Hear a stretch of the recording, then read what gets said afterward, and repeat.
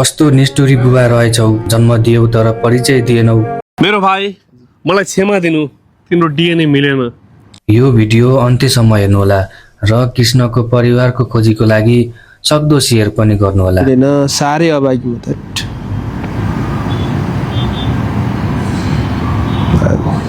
गाह्रो भयो, साह्रै अभागी छैनौ। के भन्न चाहन्छौ? यो पीडा यो दोस्रो पटकको डिएनए पनि नमिलेपछि निराश बने कृष्ण बस्नेत। अब जसरी भए पनि नागरिकता बनाइदिने अर्जुन भुषालको बाचा। म छु गर्छु, म नागरिकता बनाउँछु, परिवारै भेटिन्छ कि भनेर हो है। म छु नात्य। दर्शकबिन सानै उमेरमा परिवारसँग छुट्टिएर परिवारविहीन जीवन बिताइरहेका 25 वर्षीय कृष्ण बस्नेत दोस्रो पटकको डिएनए पनि नमिलेपछि निकै दुखित बनेका छन्।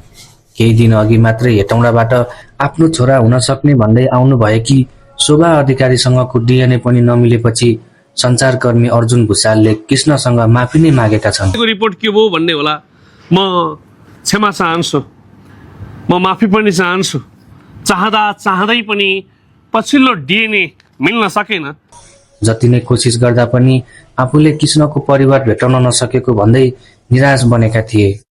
साथै अब अर्जुन भुषालले जसरी पनि उनको नागरिकता बनाएर कृष्णलाई परिचय दिई कानुनी झमेलाबाट मुक्त गर्ने बाचा समेत गरेका छन्। विगत लामो समयदेखि सञ्चारकर्मी अर्जुन भुषाल कृष्ण बस्नेतको परिवार खोज्ने प्रयत्नमा जुटिरहेका छन्, तर पनि परिवार भेटाउन नसक्दा निकै दुखित बनेका छन्। यो विषयलाई सार्वजनिक गरी नराख्ने हो भने, नगर्ने हो भने यसले गलत अर्थ लाग्न सक्छ। यो त सामाजिक सञ्जालमा अवधि खोजिएको विषय हो, कृष्णको विषय।